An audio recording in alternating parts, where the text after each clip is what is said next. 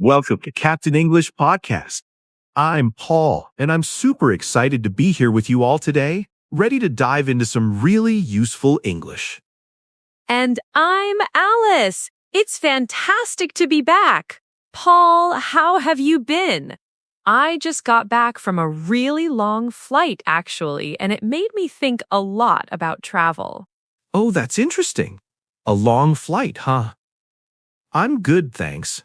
Pretty busy, as always, but thinking about your flight actually brings us perfectly to our topic for today, Alice. You know, when a plane leaves the ground, what do we say it does? It takes off. Good one. I see where you're going with this. Phrasal verbs and verbs that sound a bit similar, right? Exactly. Today, we're going to break down 4 phrases that can be a little tricky for English learners, especially beginners. They are take off, take up, take over, and overtake. We'll explain each one simply, with lots of examples, so you can use them confidently. Perfect. I remember when I was learning, these types of words always got me. They look similar, but their meanings can be completely different. So let's start with take off, as you just mentioned with the airplane. Paul, can you give us the main meanings?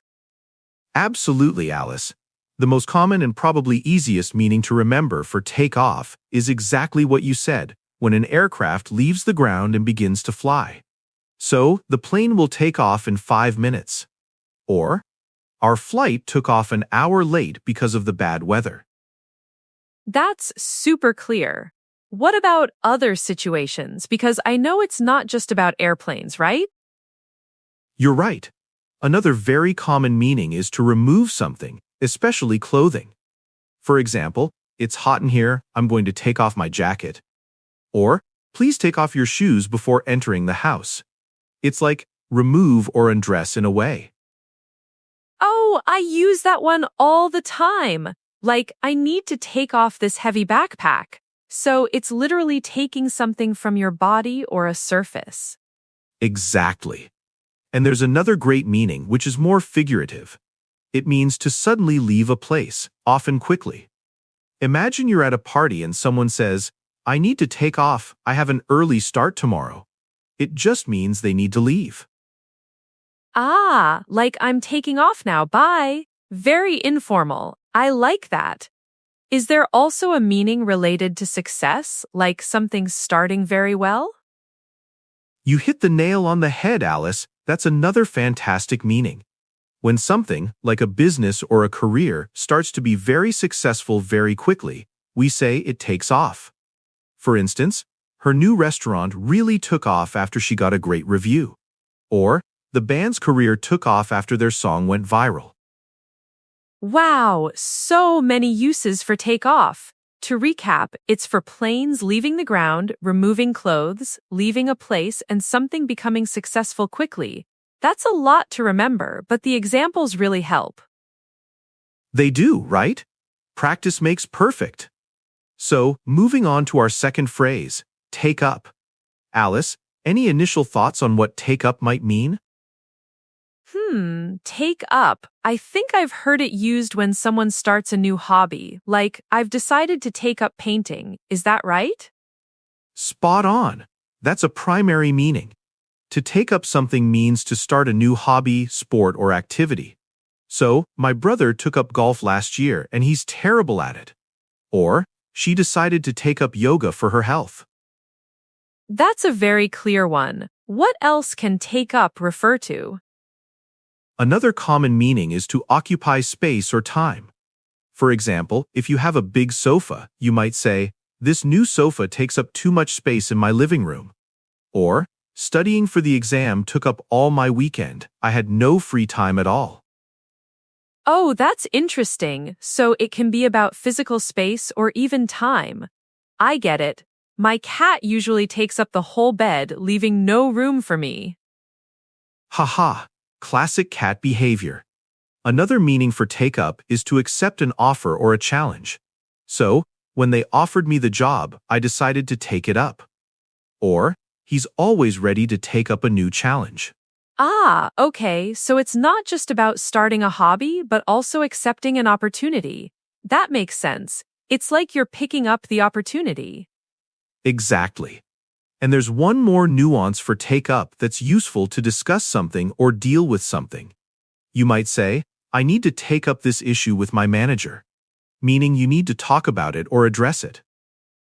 So it's like bring up or address. That's a very professional way to use it. So take up covers starting hobbies, occupying space or time, accepting offers, and discussing issues.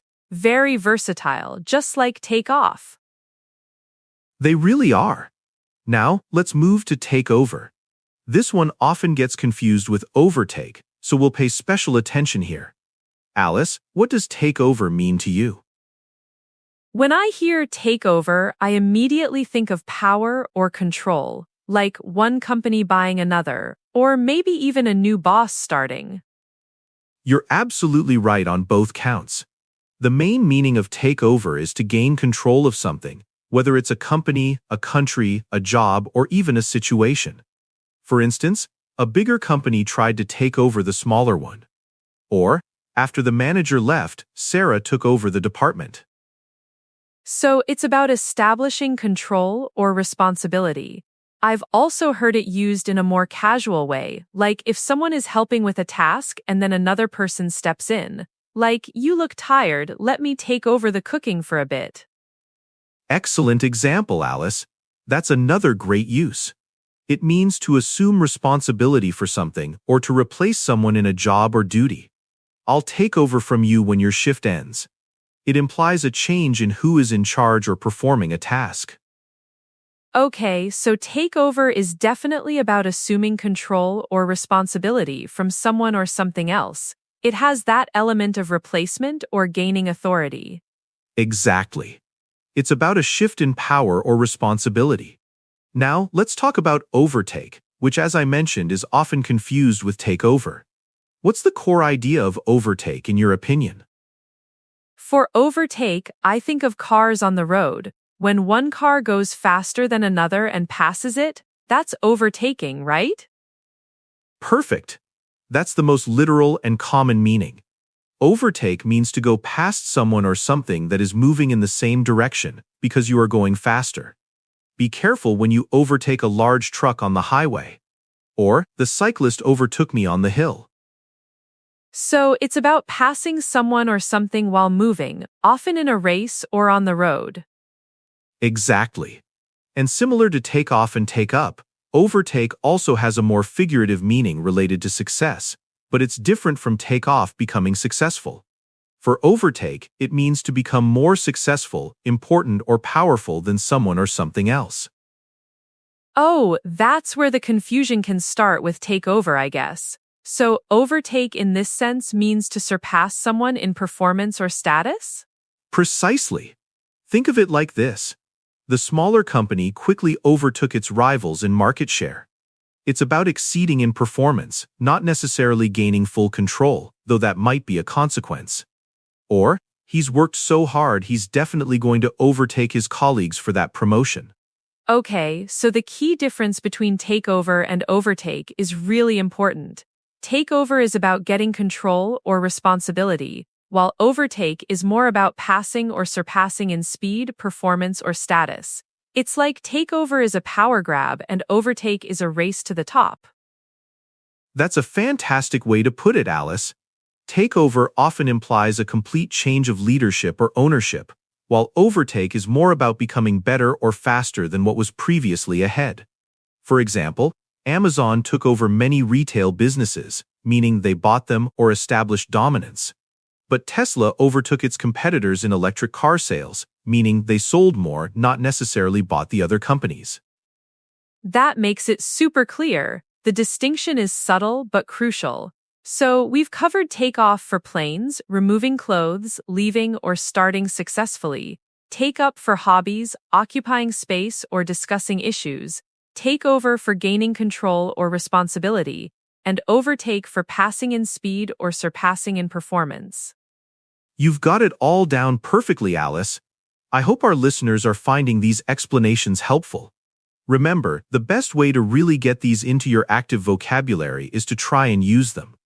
Think of situations in your own life where you could say, I need to take off now, or I want to take up a new language. Absolutely. And don't be afraid to make mistakes. That's part of the learning process. The more you use them, the more natural they'll feel. And speaking of helpful, if you're enjoying our podcast, please remember to hit that subscribe button wherever you're listening. It really helps us reach more English learners like you. Yes, please do subscribe. Your support means the world to us. And if you have any questions about today's topic or want us to explain other tricky English phrases, leave us a comment or send us a message. We love hearing from you. It really does. Paul, this has been an incredibly clear and detailed breakdown. I feel like I've learned even more about these phrases, and I've been speaking English my whole life. The examples truly make all the difference. Thanks, Alice. That means a lot. Our goal is always to make English simple and fun for everyone. So, next time you're on a flight, or starting a new hobby, or even just leaving a friend's house, you'll know exactly which take verb to use. Exactly. Or when a rival business tries to take over your company, you'll know the right words. Ha! This has been great. Thank you for joining us today. My pleasure, Alice.